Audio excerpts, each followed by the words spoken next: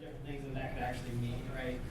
When we're talking about stateless, I like to think of it as, the way HTTP is, labeled as stateless, is that nothing actually, you don't need to persist anything after a request comes through to know about the actual request. And the nice thing is that, there's no real persistence you have to keep in order to do that. But when I talk about stateless, I always warn people, nothing is truly stateless, right? Even in a container that is stateless, sometimes there's a lot of things like sockets, or there's memory there, and if you want to truly move that thing around, there's memory, there's state in the memory that you would need to move around. But in this case, we're kind of labeling stateless. If you think about a web server, just sending requests back to a database, it's just acting as a front end that you can scale out in front of a load balancer.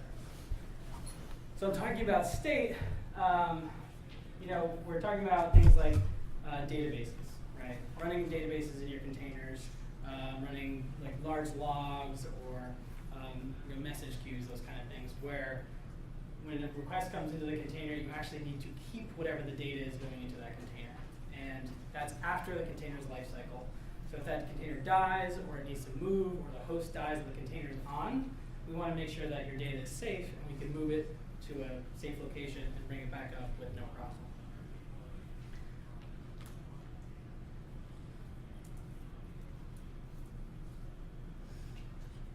And so there's a few there's a few tenets that I like to think about when talking about state containers.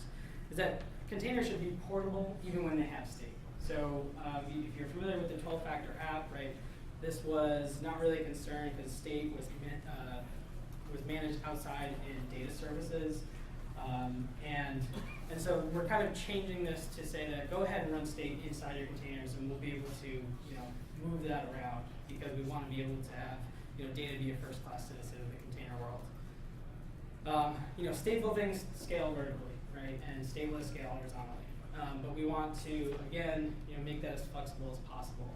When you're backing your database with a volume from your storage vendor or an EBS volume on AWS, we want to be able to move that thing around. And the biggest part is you don't want to have to manage those mount points. You don't have to manage those volumes. You don't want to, and we want that ease of manageability.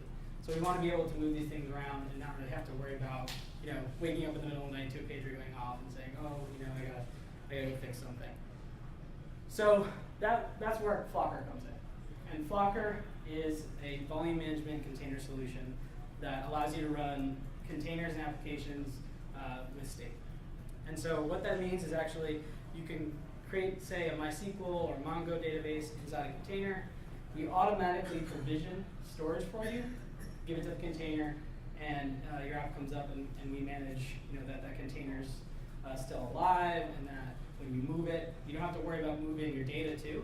You can go ahead and say move container to whatever host, and your data will just follow it. You don't have to worry about unmounting or messing around with your actual volumes. And so there's a number of different plugins that we also support for managing volumes and containers. And so we support things like OpenStack, EBS, ZFS, Cinder, and a bunch of different other vendors like EMC, NetApp, VMware, Headbig, ConvertIO. There's a number of other ones. So what actually is Flocker? There's a few different services inside Flocker that have to be running inside a cluster. So Flocker is a cluster of nodes that we have agents running on. So today, you can use a number of different OSs, Ubuntu, CentOS, and we have something called a container agent, which manages if your containers go down, when they move, and that's state shared all throughout the cluster. We have a dataset agent that manages where your volumes are at any given time, how to provision them, what plugin it's talking to. And we have an idea of a control service, which is kind of your API endpoint, your master. And this is actually what exports our REST API. It's what the Docker plugin talks to. So if you use Docker directly, you can use the volume driver flag and reference Flocker. And Docker will talk directly to our cluster and manage your state as well. We all have CLI, UI, and I mentioned the Docker plugin, but the control service, the data agent, and the container, the main things that have to be running inside your cluster. You only need one control service. Just if you want, we can scale that as well. So this architecture is actually giving you kind of an overall ecosystem look at how something like Docker Swarm and orchestration like Mesos and Kubernetes would talk to Flocker through the Docker plugin and eventually to the control service.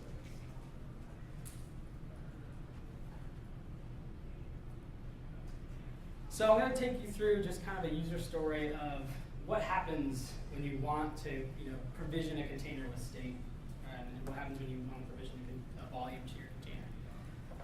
So the first thing you do is you make some kind of request. So like I said, you can talk to a REST API, you can integrate Flocker with Mesos, CoreOS, Kubernetes, and use their schedulers.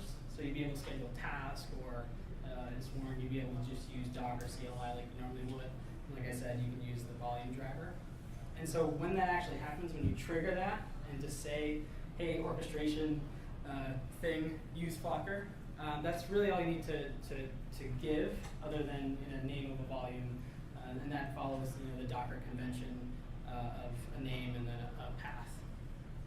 And so what actually happens here is that we get your request in the control service in Flocker, and we then look at how our cluster is configured. So you could, if you're configured with Amazon EBS, we go ahead and talk to that driver, and we say, do everything in order to create this volume, map it to the node that you want it on, where your container is going to get deployed, and also mount it and give the container directly. And so all you see is a Docker run command.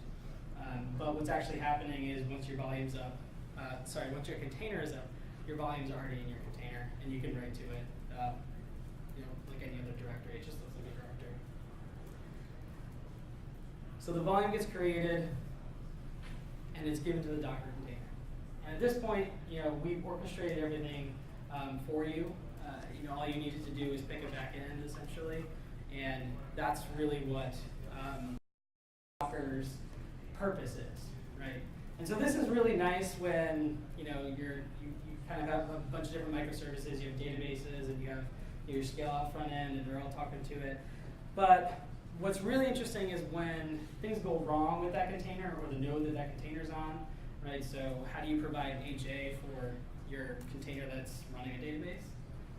So what Flocker also allows you to do is schedule a move or react to failure at the container or host level.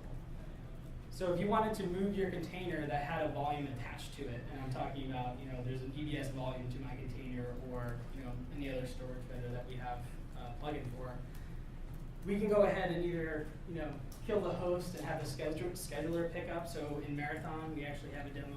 I won't show it today. I'm going to go through a Swarm and compose one. But in Marathon, if you take down a host, it'll automatically react and move your container with your data. You can schedule the move. So essentially, you don't have to worry about the operational or management aspects of moving your data. So your container, when it comes back up, it knows that it's there. So as an example, if the container fails or you schedule a move for that container, you don't give any other information other than what container to move, and your data automatically follows it. And Flocker does this for you. So it recognizes, oh, okay, so my container A is moving to a new host. It also has data, so let's go ahead and move that data first. So when that container comes back up, the application expects it to be there, and it is there.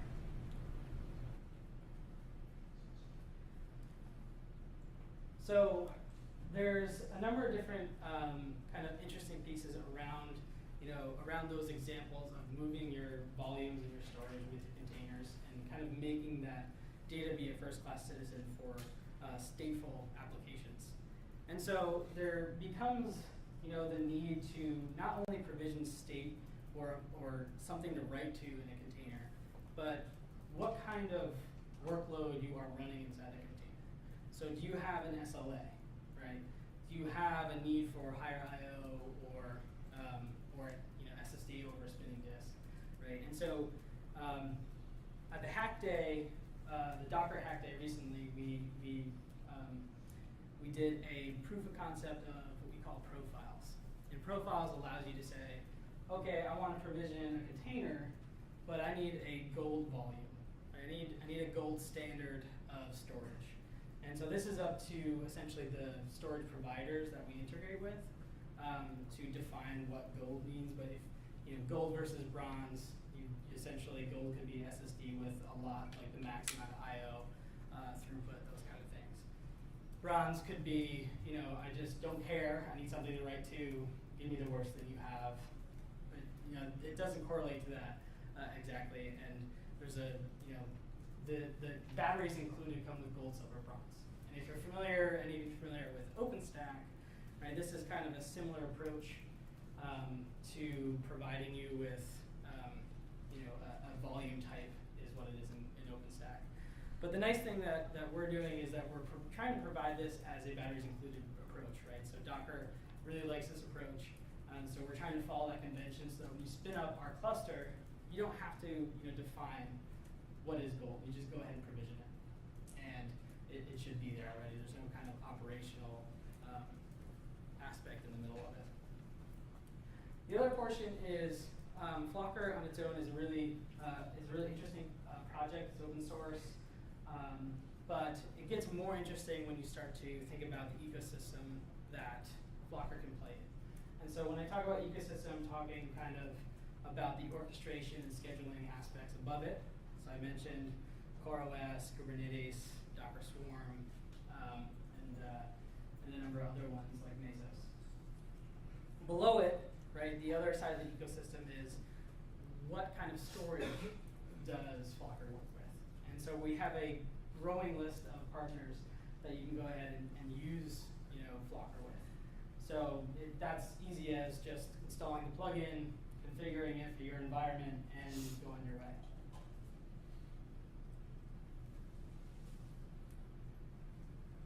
So the other option is how do you consume storage in containers, right? So this question is more about, okay, what's the use case, or if we're not using data services on the outside to provide my state, how are we actually going to consume this in the Docker ecosystem, in the container ecosystem? And so there's a number of different ways you can actually do this. Is if you have a database container, right, you can use a link command, right, in Docker link. It allows you to kind of port port environment variables of one container to another. So if you're running a database like MySQL and use a link, there'll be my MySQL database environment variable that if you had another application could consume and write to that database. So they could be separate containers. That's one way.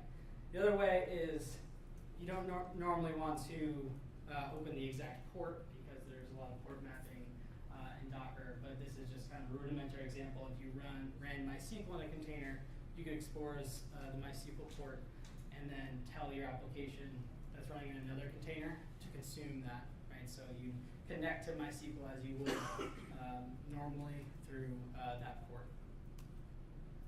Another option is to provision volumes directly to the application container, right? So we see this typically less because we want to manage our data containers separately, typically.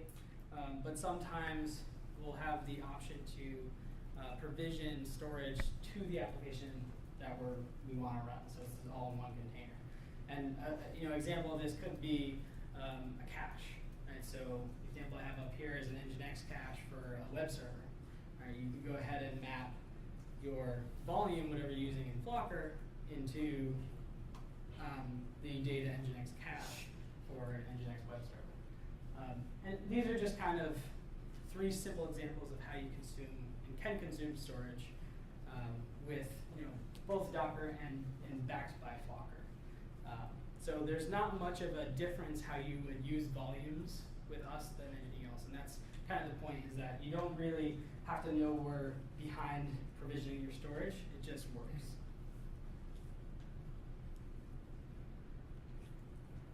So I wanted to leave most of the time for the demo. I think we have till at least 11:45, right? So, and give some time to answer questions, and we can kind of play around, because I'd I'd rather go through a demo and be interactive than like go through slides and bore you to death. So, so as an intro to the demo, what I'm going to show you is actually the pieces I just talked about running on AWS. And so what this picture is actually showing you is a 4-node Flocker cluster. And there's three agents. So you can see here, 1, 2, 3. And so those are the agent nodes that will be your cluster that are running the dataset agent and the container agent. And so what we'll actually show is that these are also running Swarm so that we can interact with the whole Flocker cluster using Compose and Swarm. So this is kind of a really nice way to show some of the ecosystem tools, kind of just work automatically with Flocker. The node on the right is the control service. So this is a node that I mentioned exports the REST API, the CLI talks to it, the UI talks to it. And typically we don't run the agents on that node, just so we can dedicate it to requests coming in now for volumes and containers and those kind of things. And so like I mentioned before, we're going to use Compose. So I have a few Compose files that I'll actually show that you'll see we use the Flocker driver in, the Docker plugin driver. And we talk to the client on our local host using Compose that then talks to the Swarm cluster in AWS. And we'll provision just a simple Python web app and a MySQL database container backed by an EBS volume that Flocker will provision.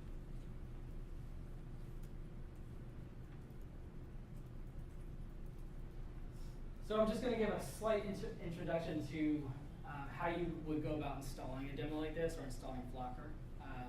And so Flocker has been getting a lot better at being able to install pretty easily. So if you use AWS, right, there's just a few commands that you can do to get started with a Flocker cluster yourself. You don't install the bits yourself, which is always a pain. So we have a tool called UFT, which is kind of a tools, an unofficial tools right now. It will be kind of be pushed upstream eventually, but we're in the midst of continuing to test it, getting our users to test it. And what it allows you to do is just create essentially a YAML file that describes some nodes that you have in Amazon. And we actually have integration with Terraform as well to do this all automatically. And so there's no real barrier to entry to just provision some nodes. As long as you have an AWS account, you can follow along with pretty much this. And you'll have a Flocker cluster up and running. And it's actually what I use to create our demo that I'll go through today. I just won't go through this part. So that installation doesn't actually install Swarm because by default we want to give you a kind of bare bones installation of Flocker. So what I've done is actually gone into each one of those nodes in AWS and start a Swarm cluster, which is pretty easy, right? If you go to the Docker docs and look up Swarm, right, you just create a UID for your cluster, because we're not using Discovery right now. And you start some Swarm join nodes, containers on each one of the nodes, and pretty much you're up and running, and you start a master. Right? So if you haven't done this, with Boots of Docker or something like that, Swarm's fairly easy to work with, right? And Swarm acts as a way to kind of rudimentary schedule containers onto a large cluster. You can do some interesting things like use Compose to talk to it and scale your application. And I'll go through, if you're not familiar with how that actually works in a bit. So the demo that we'll actually show is pretty simple, and I'll go through it and we'll be able to ask questions during it. But essentially all we do is we create a Compose file of that Python web application in a MySQL data container and just start it. So we tell Compose to talk to Swarm and it'll come up and we can kind of poke around, see how Flocker reacts to it, how it's provisioned. And then we'll go ahead and enter some data into it and we'll schedule a move, right? So the interesting part here is that when a node goes down or you need to move your application, right, it's very simple. You just use Compose to do it. So just a quick look at the actual compose file that we'll use to do it. As you can see, on the top, we have a web definition that uses an image called to-do list. That's under my own account in the Docker Hub. And we have a few environment variables like, where does my database live? This isn't the only way to do it. It's just the way I'm doing it. So if you think about how Docker could use SDN or libnetwork or DNS, right? You don't have to give the IP every time. Just for the example, I'm doing it this way because we didn't integrate all of that. Also, that the database, it's a little confusing because it's not saying use MySQL. It's actually that's the table name to use the database in MySQL, and it uses a table called to do. And we want to expose port 8080 on this, so we can go ahead and look at it when we're done. So now, under MySQL, this is the second container that we'll be deploying. So there's two containers here. It uses a MySQL image, and the next part that's interesting is to use Flocker in Compose, you give the volume driver attribute, and you say, I want to use Flocker. So this is saying I want to provision my volumes using storage volume, and that storage backend doing that is Flocker. You don't have to specify anything about the plugin because that's that's configured to provision Flocker. And then in volumes, you give a name and a path. So in this case, the example is to-do list, and it's going to be mounted inside the container and part of MySQL. Now, since we're using Swarm, we can use constraints within Compose. So we say, okay, I want MySQL to run on a specific node. Right? So we say constraint node and equals, and then we would actually use the name that Swarm gives to us for that node, and I'll show you how that works. The reason we do that is because we're using IP addresses. So we don't want Swarm to pick any node, because then our web application will point at the wrong thing, unless we have networking built in and it abstracts that, but we don't. But again, something like Docker libnetwork would definitely help this, because you can use private networks and IP addresses are portable. And again, I expose the actual MySQL port just for example, but you could do more interesting things with the actual port here as well. And after that, we'll add some data, and moving on, it's demo time. It's my go-to. It just he's cute, so I have to. So what I'll actually let you look at first is, that looks pretty good. So our UI is actually an experimental GUI right now. It's getting kind of overhauled to be a lot nicer, but this gives you kind of a visual aspect of what's going on. The GUI will show you which nodes exist in your cluster. So it doesn't show the master because, well, it's just not really neat. You want to know where your containers are running and where your volumes are, and they'll never run on master, unless you add an agent to the master, which is totally possible. I just didn't do it in this case. And so we have 3 nodes, and we can also go and see our data sets, which there is none right now. It gives you kind of an overview of, if it's being provisioned, if it's detached, what metadata associated with it, the size of it, those kind of things. And we'll go back to this as we go along. So the first thing I want to actually show is that I'm pointing Docker at the Swarm cluster, but it looks no different, right? If you're using Ubuntu Docker, it would look no different. But if I show you Docker info, what you'll actually see is Swarm talking to the 3 Flocker clusters in AWS. Sorry, the Flocker nodes in AWS. And this allows us to use Swarm as a scheduler. So if you're familiar with it, then that's fantastic. If not, I'm not going to go into it. And if I do a PSSA, you can actually see that when you use Swarm, Swarm hides the actual Swarm slaves that are running. And I think Docker is moving away from having to run join on each one, but I haven't looked at that PR in a while. So what we'll do now is I'll show you, this is kind of a simple application, right? The Compose file I went through before is right here. Right, so same exact thing you saw before, except I filled in the database IP in the node. And so when I did the Docker info command before, the swarm looks at the node and it's named IP 10.0.151. So that's actually what we use down here in the constraint. So you make sure that that name is associated with what swarm knows about. And obviously, these are also the private addresses. Because Flocker and Swarm are talking internally, right? We don't use the public addresses that Amazon gives us, except for when we're talking to the master, because that's the thing we actually need to talk to.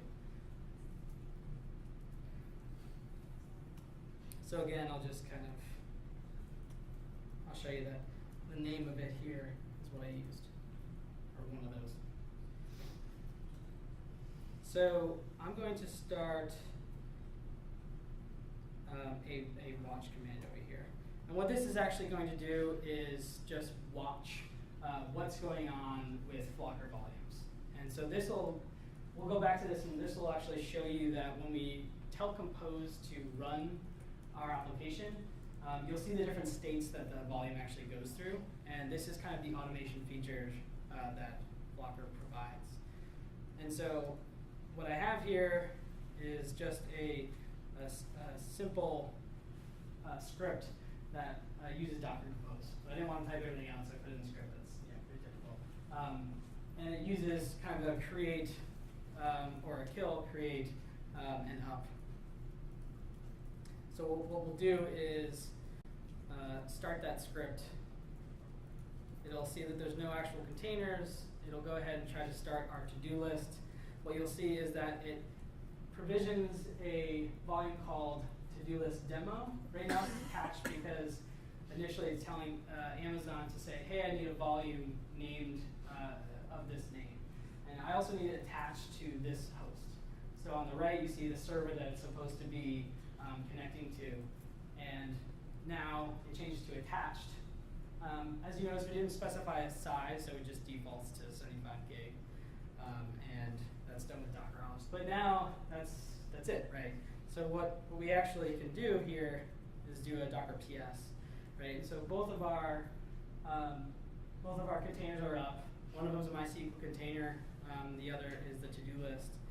And as you can see in the UI, we also have our volume provision.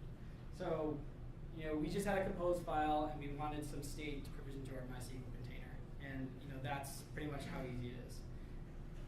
Now, like I said, I wasn't using portable IP, so I have all the windows open,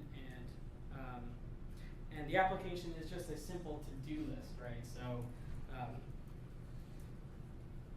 we can just say, I need to finish the demo, right? So this is one thing. And what actually happens here when we're writing in this to-do item is that it's talking from the to-do list application back to the container that's running MySQL, and that single item is persisted inside the MySQL container.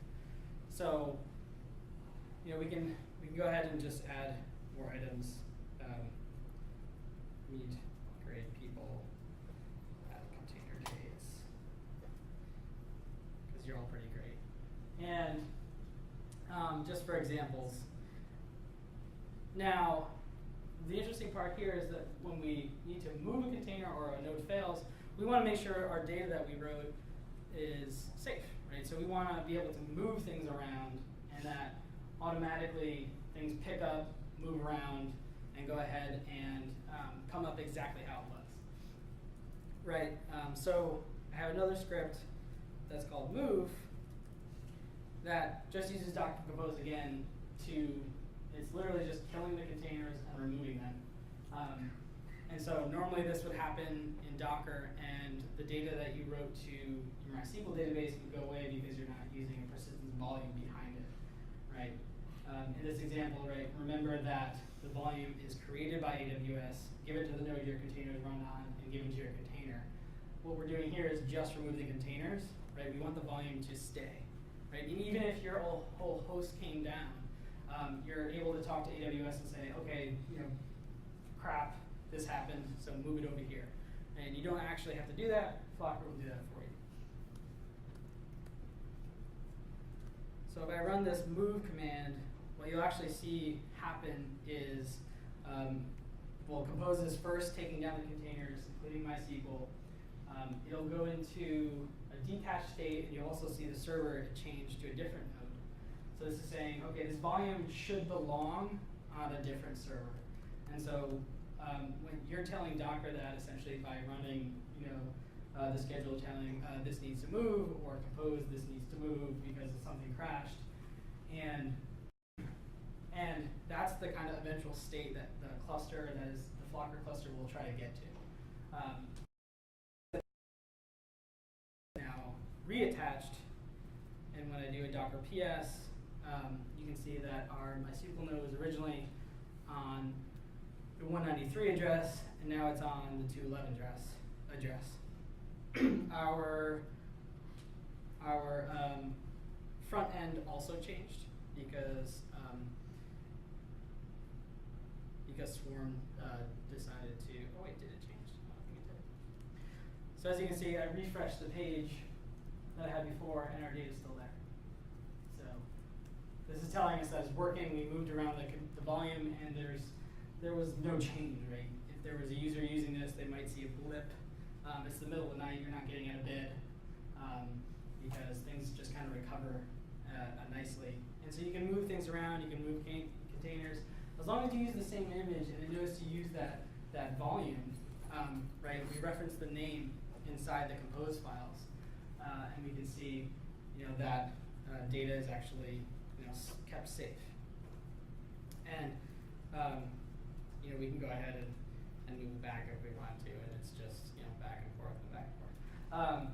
So remember that you have the ability to not only do this in AWS, but that the cluster that is Flocker will abstract the movements and automation for you. So it doesn't matter whether you're using a backend of OpenStack, EBS, Hedvig, NetApp, EMC, whatever it is, this same workflow will work, right?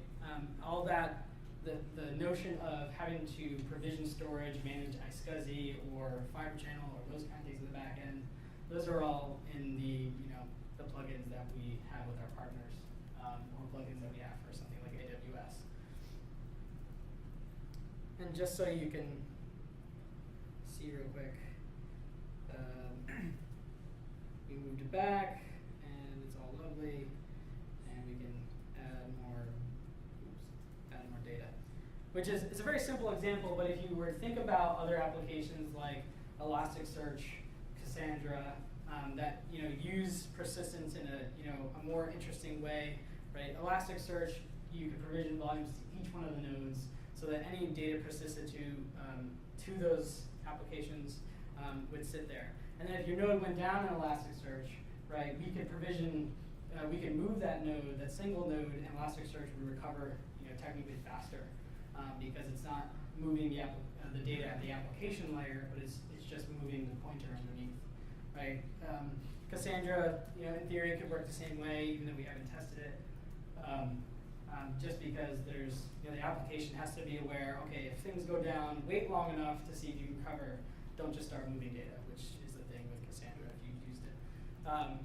And so it becomes more interesting when you have cooler applications than a to-do list. But to show the example, it works pretty well. And I think that was almost everything I wanted to show you, other than we could do an inspect to show you just how it looks inside the container. So as you can see, we told that we needed a volume. Docker knows that we're using that we're using the Flocker driver, and so that's all that Docker needs to know when you provision it, right? Your application is really just using it that way. And I don't know if it's interesting to anybody, but as you can see, the to-do list just has kind of a simple, looks for environment variables, the database IP, the database, and that's how it just persists the data. Your requests are coming in. It says, okay, get my to-do. Here's a new to-do. Here's a delete from the database, and that's talking to the database in the background. But again, you don't have to worry about it. You could That's technically, right, a stateless kind of way of thinking about it, because everything that you write to the container is going down to the database.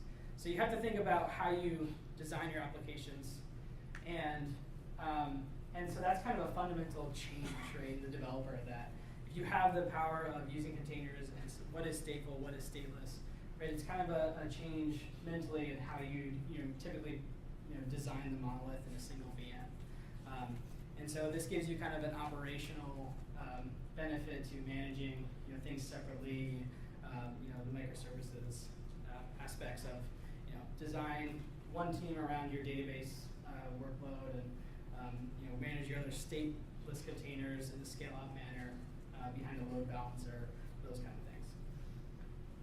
So, so this is kind of what's available with Flocker today. There's a number of different kind of projects moving forward that hopefully we'll see coming out soon. So we have a number of great partners in the back end. We're every day looking to integrate with more orchestration, scheduling aspects, and CoreOS is the newest one. It's not supported, but you can go ahead and run a demo. It's kind of in a experimental phase, as you would call it.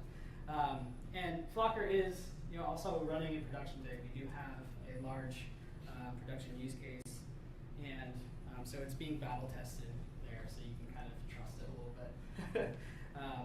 And if you're interested in other use cases, or you have any questions about how you run state containers and what you can do, other than just databases, and how you design your applications, we'd be happy to talk to you.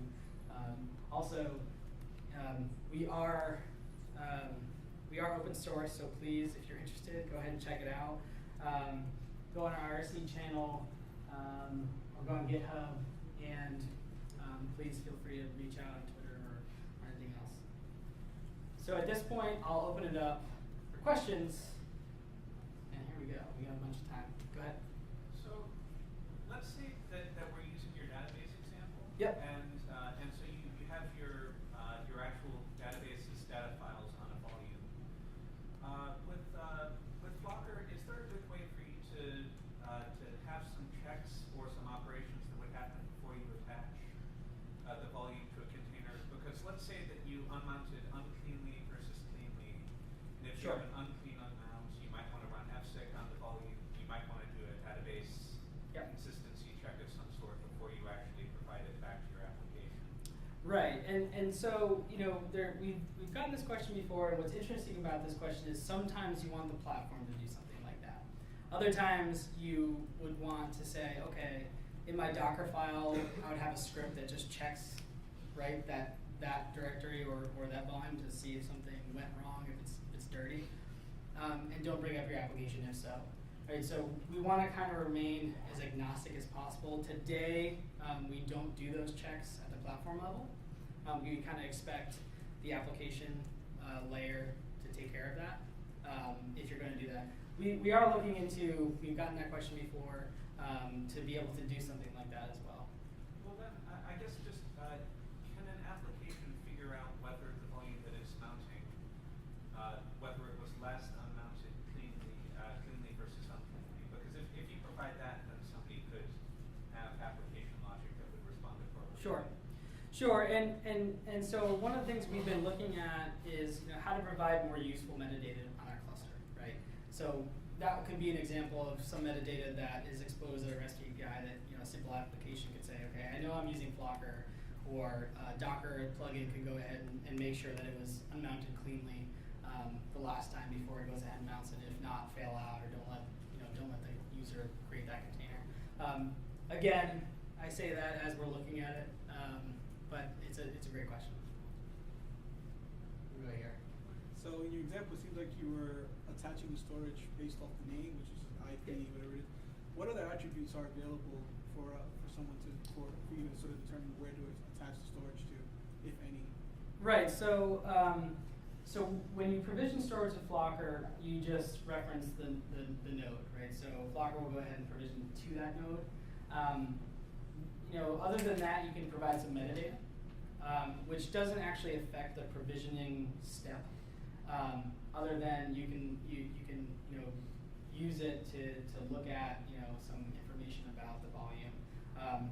Again, I mentioned profiles, so that has some aspect that will affect the provisioning. So you'll be able to say, okay, provision it to this node, but make sure it's this kind of volume.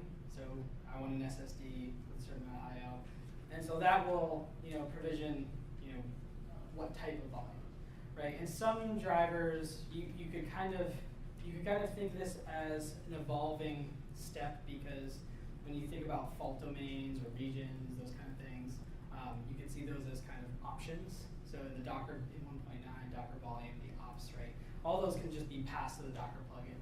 And so anything that's passed as options can be utilized by plugins in Flocker. And that's kind of up to the storage vendors on how to use that information and what you're able to. So profiles will be specific to what you're using in the backend. Does that answer your question? Sort of. Okay. So I'm looking more along the lines of, let's say we have some containers on a VM running in within AWS or OpenStack, whatever the case is. That VM happens to die and the containers come up somewhere else. Yep. And let's just say that the information of whatever IP they're going to get is not known. So dynamically, I want to be able to sort of have Flocker attach the storage to those new containers without me having to sort of know beforehand what the information is. Yeah, so this is the interesting part about when you use something like a scheduler over top Docker and Flocker. And so something like Marathon and Mesos, what will happen is actually, as long as it knows about every node in your cluster, the scheduler will say, okay, this came down, so I know already what exists, so I'm going to choose one of those, right? You don't necessarily have a way to interject in that decision making unless, in the scheduler there's some kind of policy or that kind of thing. So, yeah. Yeah, so I know just continuing around Mesos. So are you looking at a Mesos framework to run Flocker, or is it at that level of integration, or are you? Yes. So today, right, we can use Mesos with Flocker using the Docker containerizer. Right. So it uses a Docker plugin, and we just put our Docker plugin in there, as long as the slaves are running Flocker. And that's the way it works. There possibly is an interest to run Flocker outside of the Docker containerizer, but use cases around that needed. One more question, guys. Yeah. One more. Or maybe two, like depending. All right. How's the next speaker gonna come knocking? Okay, sounds good. What is the Flocker pricing model? Yeah, so there's a number of different pricing models that we support today. They're on our website. I can give you the link if you want. There's kind of there's like a proof of concept pricing. There's it's pretty flexible. So if you want more information, I can give you the link to a number of different ones. I don't need to go into specifics right now. So Per agent, can you give us a flavor? it's kind of a package deal that we have different models for. One more question. Can you talk just briefly about the sort of non-vendor, like the people that just have JBods?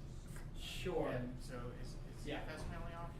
So yeah, so ZFS was deprecated to experimental. You can still run ZFS, and we're ramping up ZFS again to support it again. So technically, if you wanted to run something like ZFS on top of a JBod, you can do that, but it's experimental right now. So what are my options then? Yeah. For non-vendor. Right now, it's non-vendor. Technically, if you were using something like OpenStack, or you can use ZFS. Those are really the only options right now. Supported? Yeah. Does it support S3? No. So Address backend then? What's that? Is it like what storage is it? Oh, Cinder. Yeah. So it just talks to Cinder, so you can back Cinder with anything you want, and we'll work with it. Cool. And that's officially supported, right? yes, that's officially supported. You get that. Batteries included when you download Flocker. And that was definitely my favorite question. Azure storage. Go ahead. Is any work happening on Azure to support Azure storage? If you do look at GitHub, there is an Azure plugin. I don't know whether they're like an official partner yet, but I did find it. So it's out there somewhere.